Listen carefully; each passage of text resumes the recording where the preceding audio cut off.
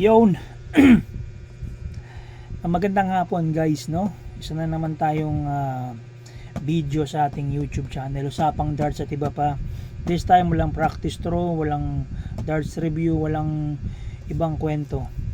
Ang ating topic ngayon is off dun sa ating usual suspects na humahagis tayo ng darts, nagre-review tayo ng darts, tumitira tayo ng 01 sa board. Ano naman tayo ngayon? Kwentuhan lang tayo ngayon, kwentuhan lang, no? Usapang darts, kwentuhang darts, at yung official result nung kakatapos lang na Philippine Open. So, huwag nyo nang pangarapin pang makita yung napaka-pogi kong mukha. Ayan lang, nasa harap nyo na yung mga darts ko. Understood na yan, kung gaano kapogi yung mga darts, ganun din kapogi nagsasalita. Alright? So, let's get on with the video na tayo guys, no? Kasi very special to. Meron tayong tawag nito list ng mga nanalo. Bigyan lang natin ng konting hindi naman natin napanood lahat yung laro, no? Dahil hindi naman tayo present dun sa event dahil may pasok tayo, no? So ang kagandahan lang ngayong Philippine Open, doon nagsidalo yung mga international players.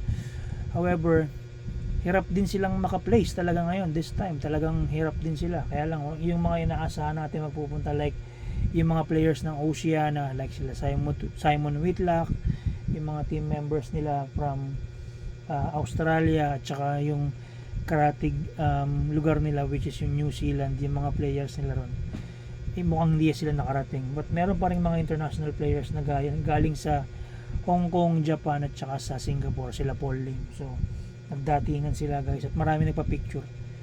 Ganoon naman talaga kapag nakakita ka ng medyo kilalang personalidad, that's the tendency. And hindi natin may kakailangan kasi meron naman tayong kasabihan sa darts, in darts we unite. Okay, yung pinakaunang-una natin na resulta na tatalakayin is yung, syempre taga rito sa amin sa Mandaluyong, no? Proud of Manda, si Jay Doria. Nag-champion siya guys, nag-champion siya sa men's singles. Siya yung nag-bag ng top prize na 1 million. Siguro dahil sa napakagandang blondie ng buhok niya, kaya nag-champion siya. Pero kidding aside, magaling talaga si Jay. Magaling yan, magaling. So yun, siya yung nag-champion. Tinalo niya yung eventual second, which is si Bong Gabiana ng Tapis Darts. Tapis Darts, yan. So silang dalawa yung naglaban. Yung mga kilalang pangalan na ine-expect, no, na maglalaban sa finals, like sila Toilo, sila Lawrence, di ba? Yung mga ganyan, sila Malik Dem, wala, di ba? Wala sila sa picture ngayon. So yun, medyo may bagong mukha na naman yung ating Philippine. Hindi naman bagong mukha kasi alam ko, ang pagkakaalam ko, yan si Doria, dati ng youth champion yan. So umangat sa seniors division na. So yun, medyo gumaganda yung laro niya. So yan, momentum, champion na siya ngayon. Sana makatawid pa siya dun sa mga PDC events, no, sa Asia at saka dun sa big leagues. Ganoon naman dapat para may iba-iba naman yung mga lalaro sa international scene na magre-represent sa bansa natin. So yan yung dalawa, no, very good yan. Actually came from behind yung panalo niya, kasi after nung ilang sets nagkaroon sila ng break, mukhang nawalan ng momentum si Gabiana, tapos nakahabol si Doria, nakapag-reload yun, nakapag-recharge si Doria. So yun, sa ladies naman, yung inaasahan nating magcha-champion, like yung mga usual na pangalan like Jing Ansale, Bebang Orbeta, at saka si Giselle Bulao yung sa Baguio, wala. Ang nag-champion ngayon from south sa Butuan yata, kung tama yung pagkaka-recall ko, kung tama yung taga Butuan, si Eileen Oclarit, siya yung nag-champion.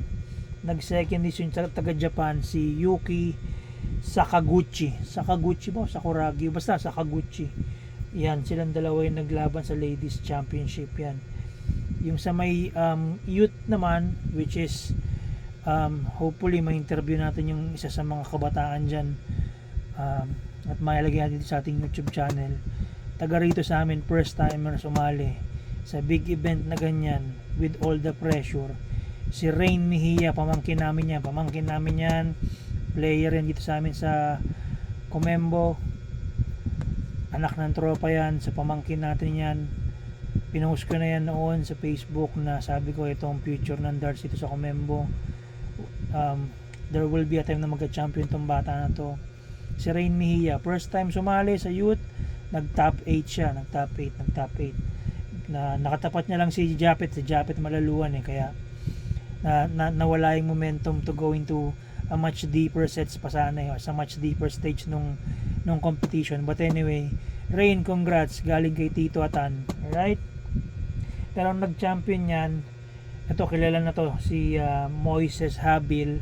Tapos yung dating champion, ito yata yung champion, si Jesane, ito yata yung nag-champion sa Sungkuya Cup this year, si Jesane de los Santos. So silang dalawa yung naglaban, silang dalawa, no? So, pero guys, abangan nyo sa youth, Rain Mejia, abangan nyo, pamangkin namin na yan. Doon sa may Pix 3-man team naman, Pix 3-man team, ang nag-champion dyan, alam ko si sino to? RJ Escaros, tsaka yung dalawang teammate niya, hindi na ako familiar doon sa dalawa, sorry, kasi hindi kilala, pero siguro sa ibang place sila naglalaro. So ang kilala lang doon, ang nag-champion si RJ Escaros, na nag-represent na rin niya ng Team Philippines sa PDC sa Europe. Nag-second dyan yung ibang team din so pasensya na, ang kilala ko lang doon sa nakalaban nila yung babae, si Jing Ansale. Yun lang yung second place. Ayun yung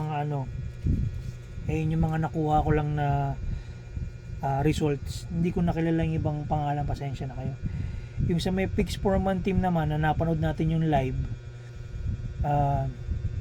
syempre MCDC, di ba? MCDC, binuhos na nila yung player nila doon. Tinodo na nila yung mga galing na player doon. Si Lawrence, si Toylo, at saka si Sanloy Sosing. All of which meron ng mga international experience sa darts yan. Yung kakampi pa nila, swerte, international darters din, si Robbie Jan Rodriguez, di ba? So sino mananalo dun sa apat na yon? Yung ina-expect natin na team na mag-champion sana, which is yung Team Pacman, sila Doria, si Malik Dem, De Los Reyes, tsaka yung sa pangkakampi nila, nawala sa picture sila. Ewan ko kung yun ang entry nila sa 4-man team, pero hindi ko sila napanood, hindi ko sila narinig. So sila yung inaasahan kong magiging eventual champion dyan sa 4-man team, di sila. So syempre sila Lawrence na kaagad yun, tumodo na sila. Ang katapat nila dun sa second place, hindi ko rin kilala yung team, pasensya na kayo. Ang pagkakaalam ko may affiliation sa isang hotel yung team na yun, so yun yung mga yun yung pangalan ng team nila. But anyway, congratulations pa rin, no? So merong mga kilalang personalidad na nag-champion, meron ding mga newcomers, meron ding mga international players na nag-champion na napasama dun sa ating Philippine Open. Ngayon yata ang nagaganap ngayon is yung PDC Asian Tour naman. 3 days din yan, kaya nandito yung mga Asian players din kasi lalaro rin sila rito. Doon pa rin yan sa may Winford Hotel, kaya nandito yung mga Asian players na na sumali sa Philippine Open. So minaximize na nila, which is good naman kasi exposure din niya, at the same time experience na rin, 'di ba? So ayun lang yung ating usapang darts ngayon, guys. Napakabilis, official results lang, 'di ba? Yung sa may senior, sorry, hindi ko po na capture kung meron man, pasensya na po kayo.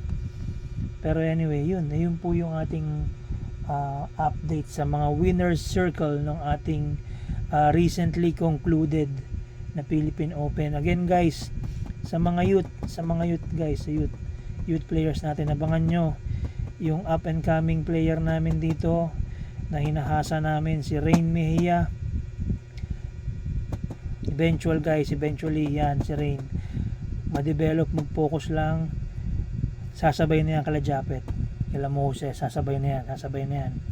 So konting exposure pa, huwag kayong mag-alala, hinahasa namin yung bata para meron din tayong mag-represent sa international tournament. Magaling yung bata, guys, may hagis yung bata. So baka yung next YouTube video ko, one-on-one interview kami dun sa place na kung saan nagpa-practice kami sa Tan 80, Team Tan 80 dyan sa may Sampalo, kung saan ginanap yung palaro kay Kuya Badid the last time. Abangan nyo rin yung palaro namin dyan. Actually nakikinamin lang ako, pero yung team namin yung nag-organize. Team 180 tsaka Darters of Comembo sa piyesta ng Comembo sa May 11. So yun, ayun yung aabangan nyo. Baka magdatingan din yung mga malalaking pangalan. Who knows, kagaya nung kay Kuya Buddy, nandyan sila Ulang, nandyan sila Doria, sila Kanapi, sila De Los Reyes, nandyan yung mga malalaking pangalan. So hopefully andyan uli sila para maki-join sa atin. Abangan nyo rin yung host ng Usapang Darts, yung Jom Soriano. Nakikita nyo naman yung hagis ng Jom Soriano, di ba? Yung dito sa YouTube channel na yun. Ako, medyo pag yun na napalaban sa singles, mukhang may wawalisin yung tao na yun. Joke lang guys. Ako yun. Ako yun. Hindi, nakikita nyo naman araw-araw yung hagis ko, di ba? Sa YouTube channel natin na nagpa-practice tayo. Pwede tayo manalo, pwedeng hindi. Ganun lang naman yung guys. Ayun lang naman ang darts eh. May nanalo, may dito talo. Ganun lang, wala naman tumatabla, di ba? Wala naman tabla sa darts. Panalo-talo lang. So, yun. Depends na lang sa hagis mo. Ang kalaban mo naman dyan yung sarili mo, yung hagis mo, di ba? Kung ang hagis mo puro 1 tsaka 5, walang mangyayari talaga sa'yo. Maaga ka magpapahinga. Uwi ka kagad. Ganun lang yun, guys. Kaya, sa darts, focus lang tsaka practice. But anyway, yan guys. Ayan lang yung ating munting video. Sabi ko nga sa inyo, hopefully bukas may interview ko si Rain para may post ko rin sa ating YouTube channel. Kasi up and comer yung bata na yan. Maski ako tinatalo niyang bata na yan. So medyo magaling yung bata. Talagang natapat lang kay Japet na balita ko during their encounter nga, yung laban nila. Medyo mainit yung laro ni Japet. So congrats pa rin. Very good job pa rin Rain. At very good sa ating mga youth darters. Pagpatuloy nyo yan para kayo naman yung next breed ng magre-represent sa atin sa Philippine darts at saka sa international darts scene. So yun guys, palike and subscribe sa YouTube channel natin. Dumadami na tayo guys, medyo napapansin na yung channel natin, no? So hopefully kapag na-share natin ito sa ating mga darts group, marami pang mag-subscribe at sumuporta. Again, congratulations sa mga nanalo. J. Dorian ng Mandaluyong, mabuhay ka tang yung magandang kulay ng buhok. Ayan, maraming salamat po sa inyong lahat.